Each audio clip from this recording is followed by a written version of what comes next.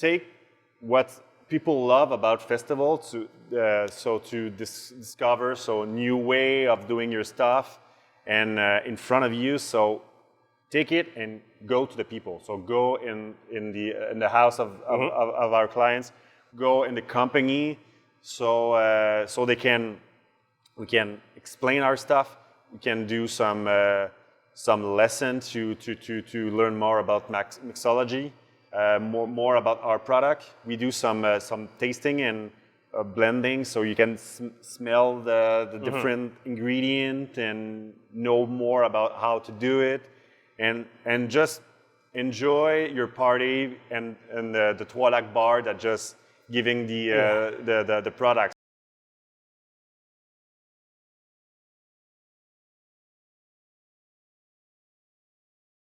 Ladies and gentlemen, welcome back to All Beer Inside. Today we are in Salaberry-de-Valleyfield, and joining me is Matt from Distillerie Trois Lacs.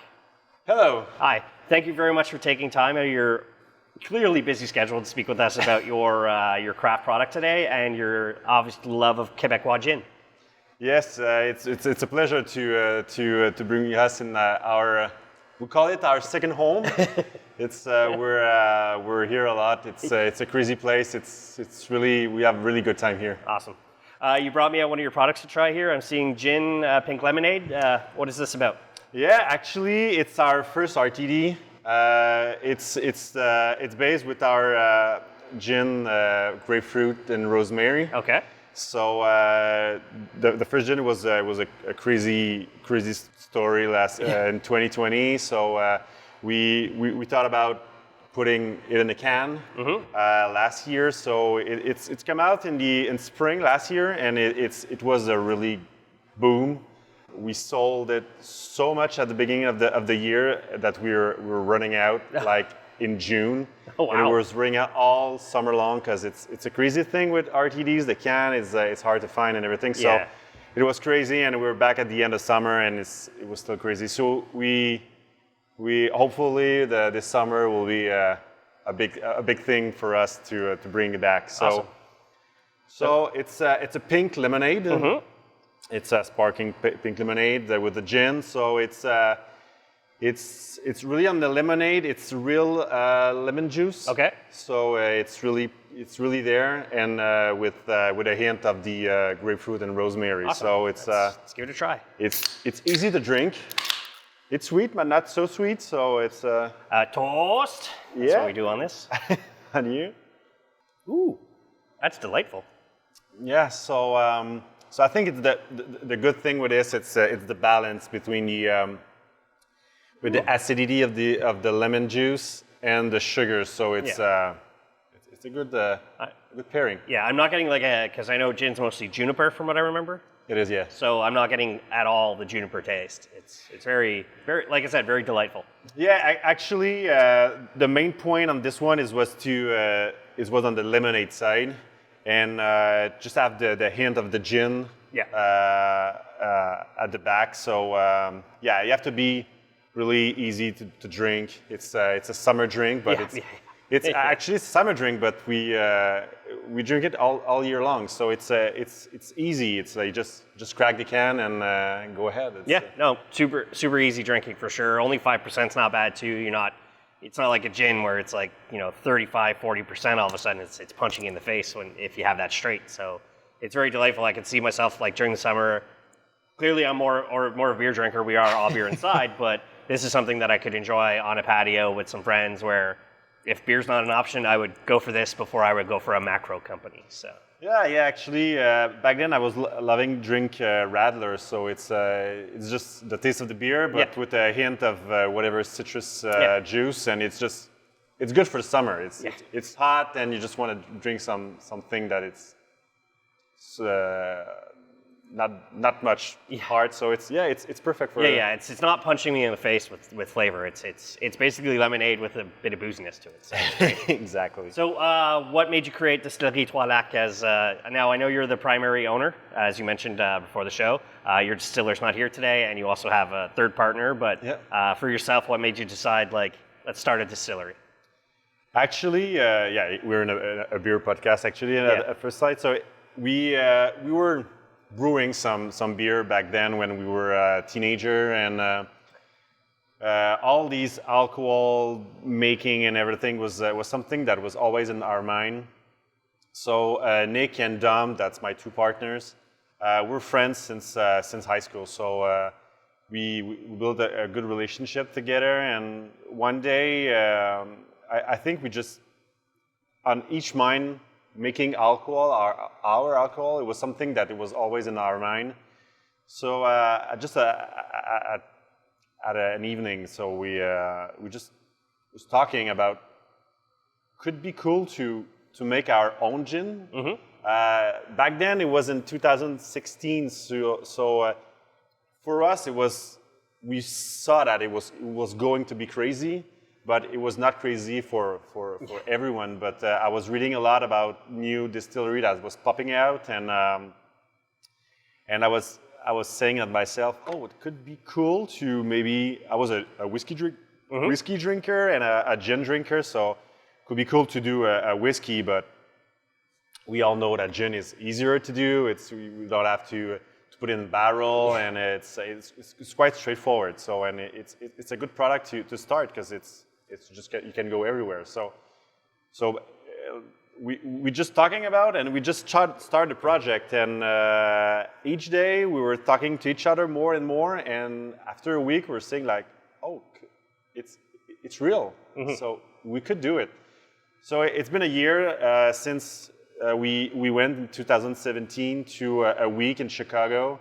We made a week there. It's a school. It's a Siebel school, so it was more on the brewing side, but they were opening a way to distilling. So it was on theoretic side. So it's A to Z to everything that we have to do in a book. So that was the main point. It was kind of expensive for us back then, and we said, okay, it's a go or not. So we said, we're going. And that was the breaking point that after we didn't look back. So you're committed. You're in committed at that to point. it. So it's all in. It's pushing all the chips in the middle. So. So we're all in it in partial time. We have other job. It was crazy, and it's just the passion that was driving us to our first gin, actually, that we came out 3 years after the idea came. So very cool.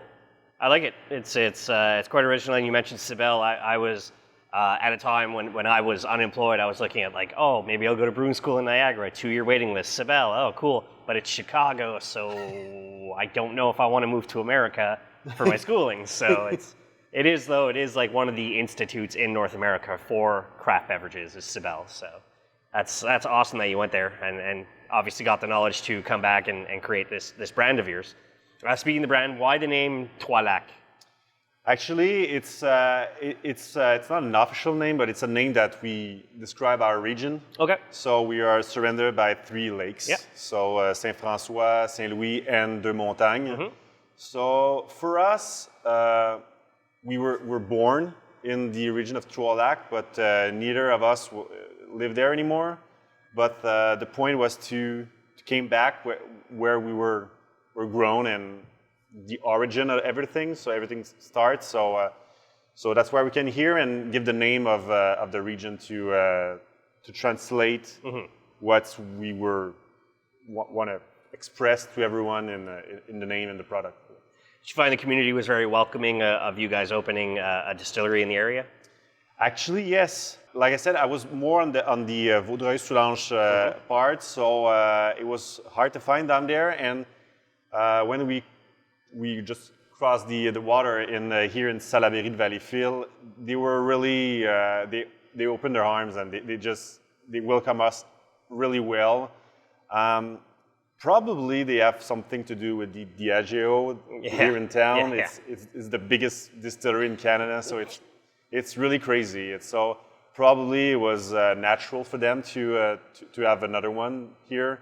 And Valleyfield is really growing fast. It's expanding, and they have a well development here. Yeah. So I think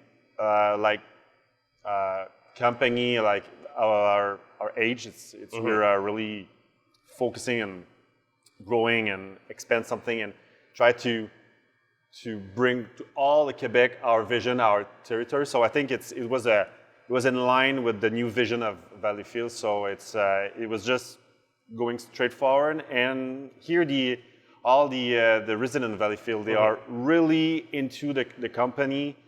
Even some people said, "Oh, it's good. We have our first distillery here in Salaberry-de-Valleyfield." Yeah. Just not knowing that it has the biggest distillery in their backyard, but they're really into it. They buy our stuff. The SAQ here in Mont-Saint-Langlois in downtown Valleyfield, it's crazy. Our sale is the best one in Quebec, so they are really behind our back. Yeah.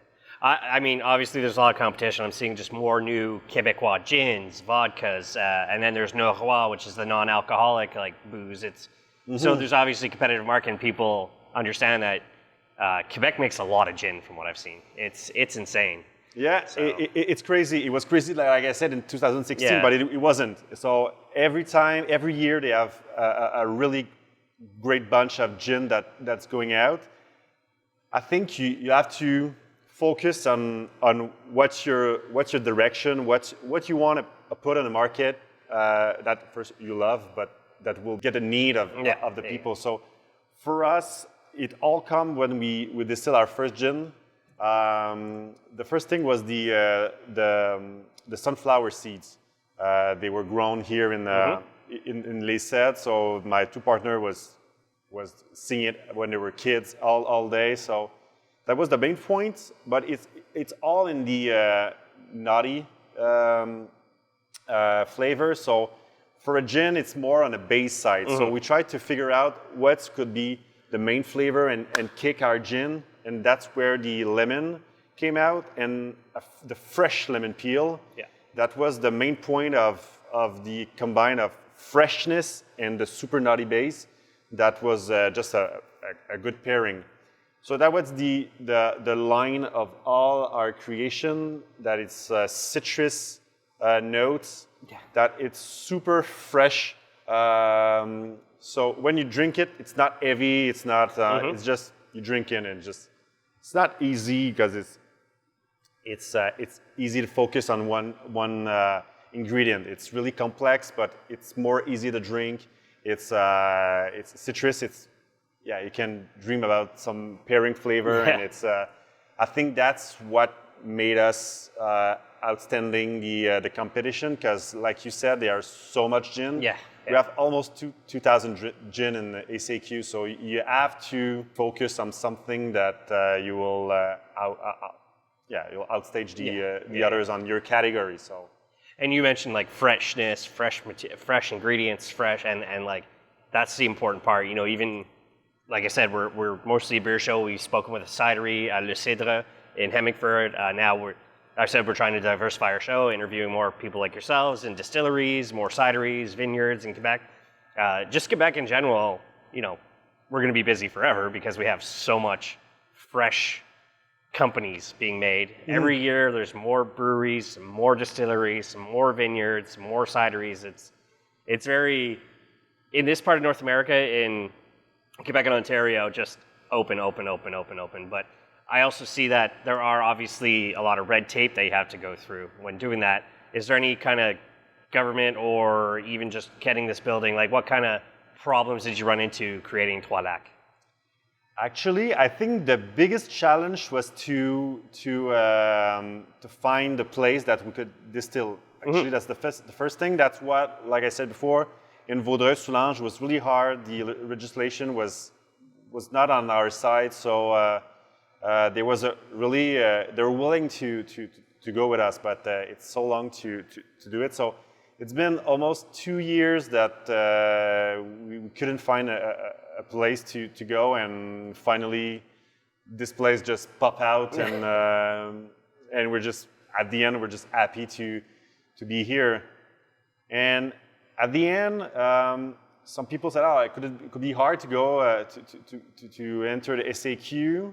Actually, ACQ is really good with Quebec Distillery. They open the door. So at the end, it's on you to prove that your sale is there and you can live of your product. But the door's open, so it's a good thing. It's not that hard. I think the hard part is not to enter, but it's to make your place and try to find some people that will love your product. So you never do your product for the people. You do it for you, because you have to be in line with it. So because otherwise it will be fake. Yeah. So you have to be done for you, but at the end, it's the selling that's. I mean, if you're not happy with your own product and you're putting something bad out there, that reflects badly on your name, right? So why would you put out a bad product if you're not happy with it? No, exactly. So for us, it's always the quality of the product. It's quality first. It's good to have the first sale, but the good thing is the other one. Yeah, people have to rebuy your product. They have to love it. So for love it, it's not just the look of the bottle. Yeah. That's the first sale. But at the end, is what's inside that make your 100% for sure. No, and I agree. And you know, obviously we're all about craft products, and the fresher the better. Clearly, unless the product's meant to be aged, let's say a whiskey or something. But when it comes to gin, I find even vodka, it's the fresher the better. So. Yeah, I think so. We have two main line in Quebec. The first one that we didn't go there. It's the Boreal ingredient that it's really good because it's our soul. It's something that really growth in Quebec. So that was really made. It was really good before us. So we didn't want to go there. Mm-hmm. And actually, for sure, except some exception, but. Citrus don't grow here, so it's not that we focus on local ingredient. Otherwise, we do some for other one.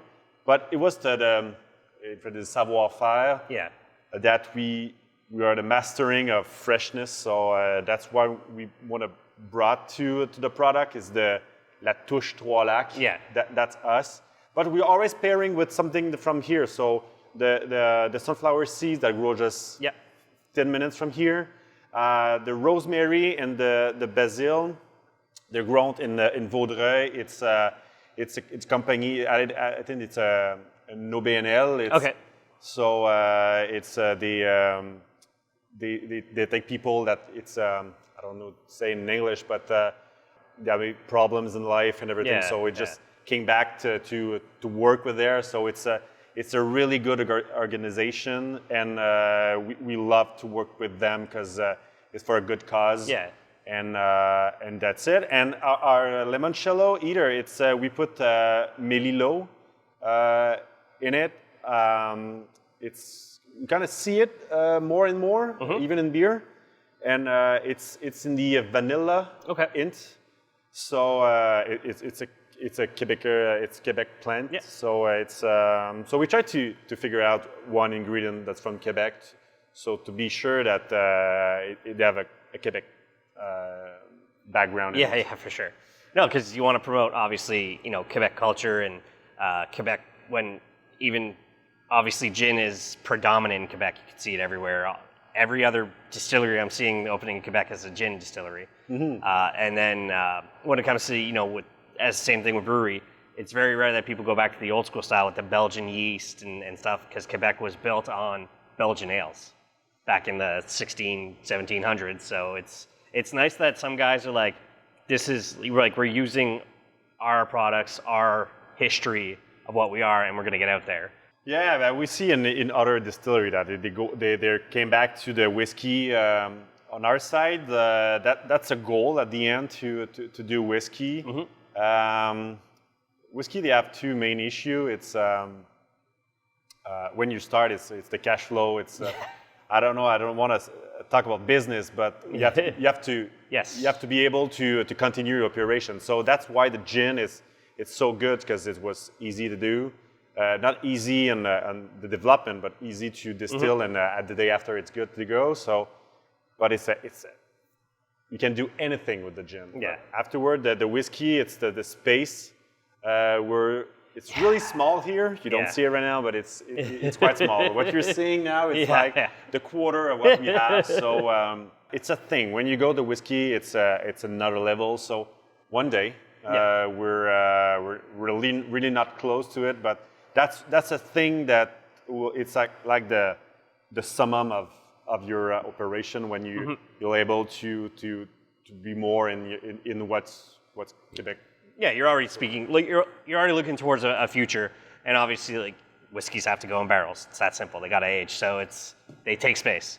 You know, it's the same thing at when it comes to breweries who are barrel aging stuff. It's like they have to take up space where pallet of cans is now only 3 barrels, empty barrels that are full of beer. So, but just making alcohol in general takes space from what we've seen everywhere. So yeah, exactly. But for now, we have so much idea with all the citrus. It's infinite. So it's we have a lot to experiment in this line before going elsewhere. So it's really fun. Every day we thought something else that we can bring. Oh, the lime is good. Could be good with this thing, and like 10 product came out of one ingredient. So it's really a cool process working with the freshness of the citrus. No, very, very cool. What I like, obviously your cans are very bright and out there, and then when it comes to your bottles of gin, it's very like subtle and it's just kind of at the bottom.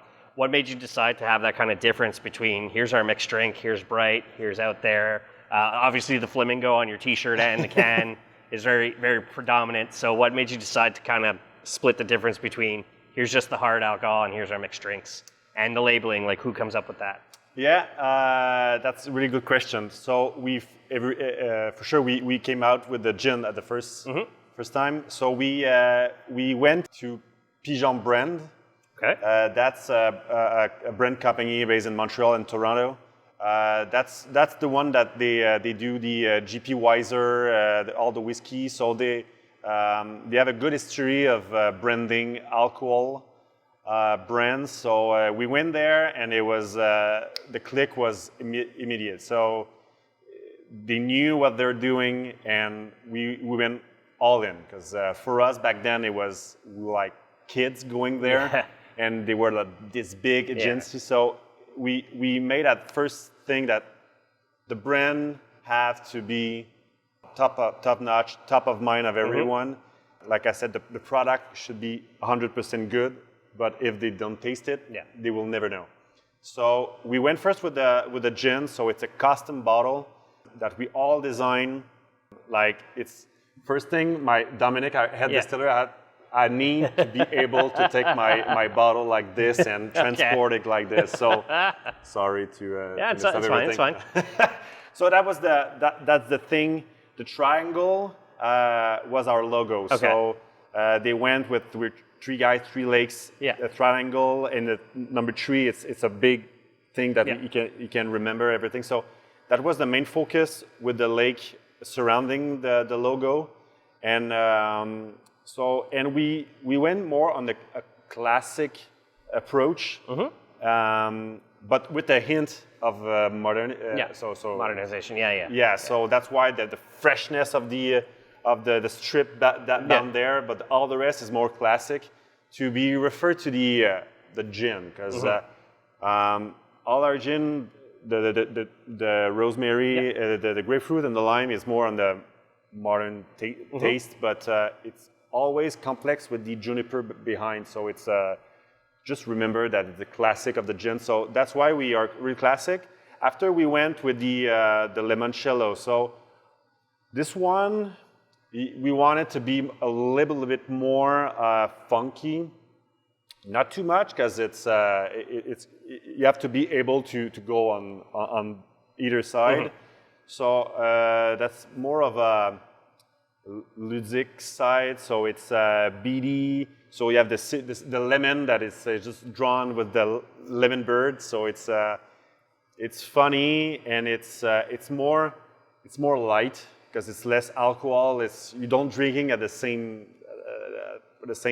way that you drink gin. So that was going further in the funny part, and that's at the same time we're developing this thing, and this is the culmination of the funniest thing. It's bright, it just mean that it's easier to drink. Yep. It's an easier approach to the client, and it's just fun. Yeah. We had a lot of fun branding this one. Either the jersey. This is my baseball logo team. So it's about fun, and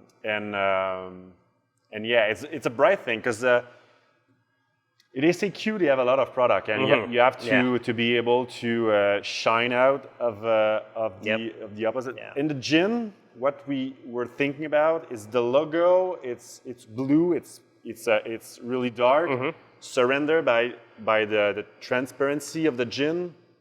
So your eye will be dark in bottle, competition. And when you go to your bottle, it's clear and the logo in the middle. So that's why the focus of the eye will be in this. And for this one, all the other stuff that we saw that it was really more on the softness of the branding, and we just want to outstage everyone. Yeah. And it's super bright. ACQ sometimes the light it's not the best way. You see it always on top. So the flashier, the more you'll see our can. So yeah, it's because even I wanted to bring this up. Your Instagram account now, you had the mobile bar. Yeah. And like even that, the animation, like that drew me. I'm like, oh, cool, mobile bar. I love that idea. What made you guys decide, like, especially it was when we were going into this most recent lockdown, which we're coming out of now. What made you decide, like, hey, let's do a mobile bar. Let's make sure people can enjoy our products at their house and not really have to worry about having a mixologist in the house or anything like that. What made you guys, as a team, decide let's do a mobile bar? When we deconfined, we said like we need to go to the people. They need to know more about us.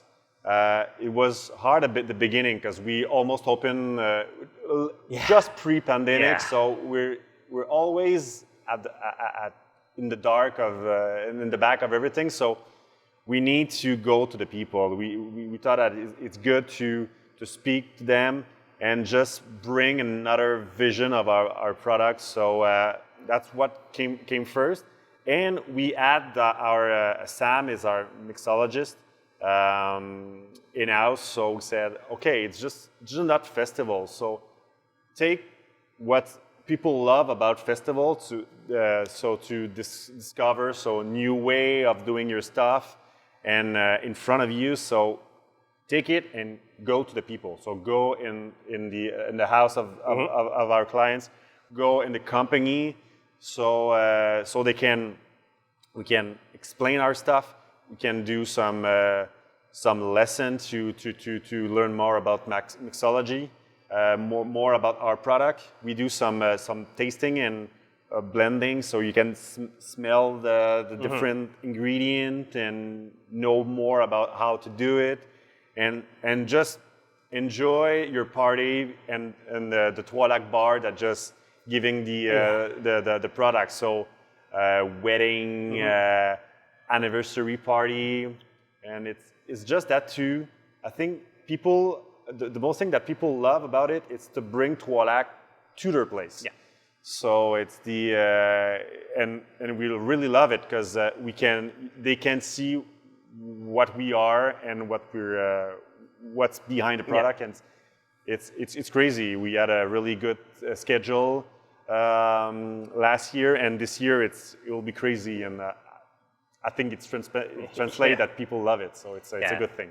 I know one of the most disappointing things that just came out is like La Cuvée got pushed again this year, which I went last year, or 2 years ago now, before the world shut down, obviously. And that was gin that year, and I remember it was like Blue Royale, Ungava, and I can't remember the few other Quebecois, and it's like you can taste the passion behind the drinks, and that's like just you speaking about the product and obviously just tasting this one alone. I feel the passion. You guys love what you're doing, although I'm sure it takes more time than anything. I'm sure it's just not a 40-hour work week where you're in 8 to 4 and then you go home or whatever. No, it's every time. Yeah. Every hour of the day. Yeah. But it's cool. It's cool that you brought the La Cuvée because it's bring me to the early stage of La Cuvée that was in the basement of a church. The first one, it was a church in like near Saint Laurent and in Rosemont anyway. Yep. So it was crazy because it was so small, and they have some exclusive stuff that you can go there and experiment. Think that it was not it's not the same as Festival de Chambly. That was super crazy, and they don't have the time to be more in touch with the people. So I think it's not this was always in my mind, but I think it's something in the back. So there are less people, so you can speak to the person behind the bar and know more about your stuff. So I think the way that the mobile bar could go at your place, you have all the evening to speak with us about what we're doing, and it's more personal. So.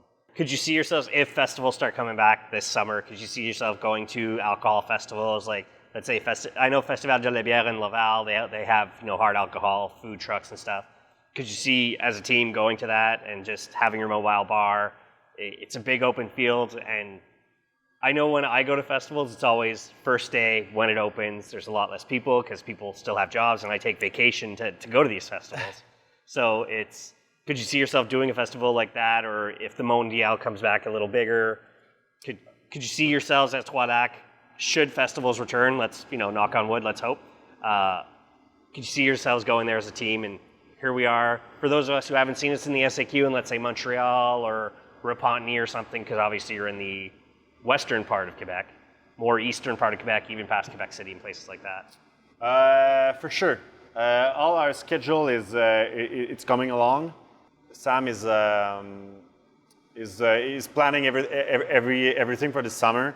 Actually, last year we went to Chicoutimi, and it was crazy. Yeah. So for sure, it's something else. It's just that it's crazy. You speak to the people, and even like you said, at the first day, it's crazy. It's just the fun in the air with the participant, but all the other distillery and brewer. It's crazy. The atmosphere that it's coming along with this stuff. So for sure, we'll do a lot this year to be able to do it, because we went to like 2 or maybe 3 festivals since all was locked down. So so for sure this summer, I think, cross our finger. Yes.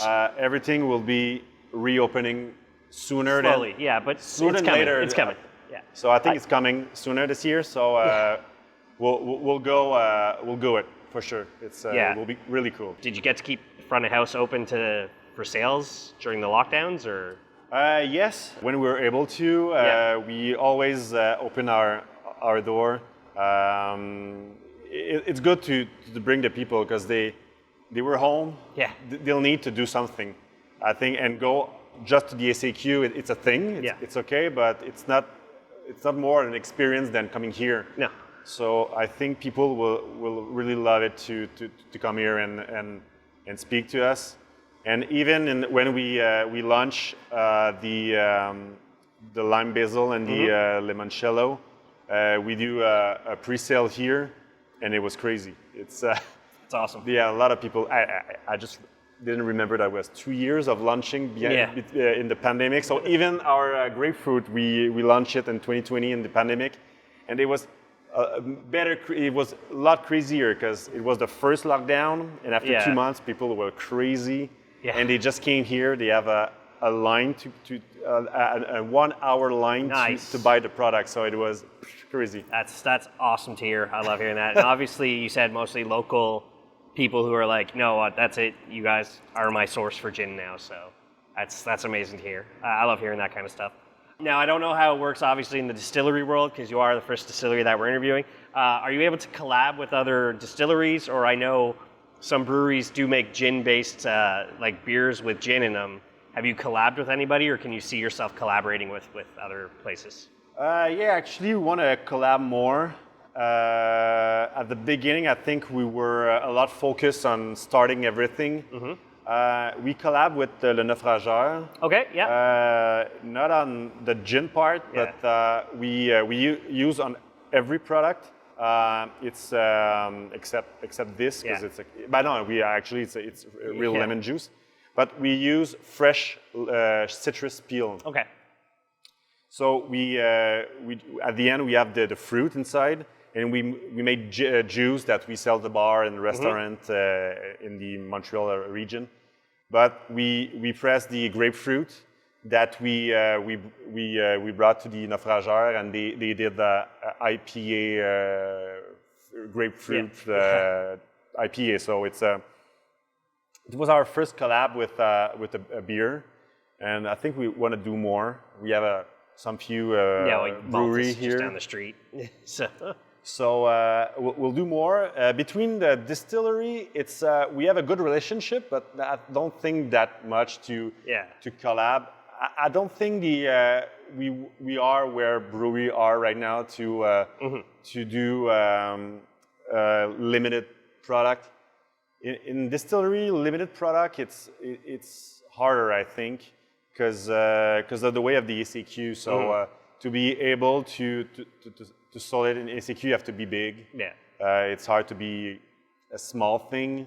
It's feasible, but it's hard. So, but it's something that we want to brought more. Sam, our mixologist, he pushed really hard on ourselves to do that, because he speaks with a lot of other brewery when he goes to the festival and everything. So for sure, in 2022, for sure they'll allow something else. I think it's time that I feel all companies, we should be like working together to bring better products to the customers, obviously. So the fact that, like I said, I'm kind of blind to what distilleries do when it comes to. I've interviewed so many breweries. Speaking with Le Cidre as well. It's like, have they collabed? And it's like, oh yeah, our apples go to these people and this goes to that. And it's like, okay, so everybody tries to work together to make better products, which is great. And it's brought me something. The legislation is really hard on this one, so we have to figure it out. But even the winery that's down here, we want to make something with them. It's so just to distill some stuff, and we don't know. It's we'll do experimentation. And, it's crazy. Yeah, we need to start releasing some laws. And one thing we always talk about, I'm a broken record about this, but we need to drop our alcohol borders between provinces. So, you could get your stuff at the LCBO or whatever the LCBO SAQ equivalent is in Vancouver, and they could also come here and we could share the love. It'd be great. So at the same time, obviously with the SAQ is 90% Quebec products, 7% Canadian products, and then the rest of the stuff. So that's the way I would like to see it. But that's me, because I love experimenting with and trying everything from around the world when I can. And I go to the SAQ, and when it comes to the beer selection, and now obviously when it comes to local Quebec products, it's full of it. But it's like, oh, let's try this Russian beer. Oh, it's the worst Russian beer they have. And, oh, let's try this. Oh, it's the worst version of this they have. Or it's like, come on, it's time we open up at least our alcohol, food borders, everything that's kind of legislative that holds you guys back in a sense from getting better sales. I find we should be opening that more. So. Yeah, of course, and like you said, sometimes it's hard because it's the biggest company that's able to bring their stuff in here, like Limoncello. It's more on the classic taste of Italy. Stuff. So the one that was on the shelf of the ACQ is more the commercial way of doing it. So I think it's not a good thing, because we're not able to drink the good stuff around the world, but it's a good stuff that you at like a Quebec company, you're able to brought a better thing that could be you can take advantage of the biggest company. That's the way that you can outstage on one way. Yeah, perfect. So I like to ask a question. Now, obviously, I have to add this nowadays. When it's safe to travel again, when you don't have to sit in a plane for hours on end with a mask, because I don't mind wearing a mask, but wearing it for hours and hours and hours on end is not comfortable. And you have the time, because obviously you're clearly very busy. A vacation you'd like to take that's based around either going to other distilleries or breweries or vineyards, like where's somewhere you'd love to take a vacation to just go all out? You have let's say unlimited Uber credits, so you don't have to worry about drinking and driving, and you just go about, like, could you see yourself Europe, in the Africas, in Asia? Where would you go to try alcohol in the world? What's in your mind is Europe. It's even if UK, it's still a Europe thing, but it's UK and Italy. That's two main places that you want to go for sure. Gin, UK. It's I mean, Beefeater, right? Yeah. So it's that thing, and even in UK you have all the Scotch and everything. So it's all a place that we want to just be sure that everything that we do it's correct, and just validate everything. And we have some stuff going on in the UK, so that's really a part that we want to go. And Italy, it's the way that we do our products. So limoncello, sure it's an Italian product, and all the citrus that's growing there is crazy. So and that have a lot of interesting product that we love it. So for sure Italy will be one of the biggest places that we want to go. And even we were, like you said, we were really busy doing it, passionately busy doing it. Yeah. But sometimes we feel it's great to bound each other, the three of us, and just discover new stuff. So like a week could be a really pain when we come back to all the stuff that accumulate, but you just gain so much for the future. For sure, it's something that we'll do sooner than later, and hopefully this year. Yeah. But if it's not, 2023 will be the year of doing it.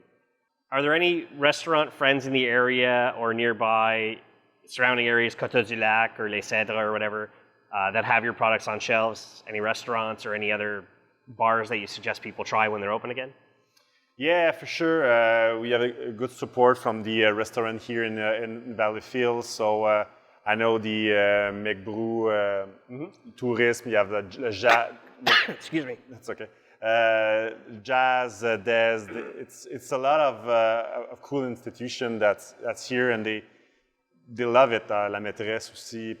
So it's a good places to go, and they just tell us people ask for our products. So it's a good combination of collaboration with Restaurant House and the people that going there. So it's really good. Awesome.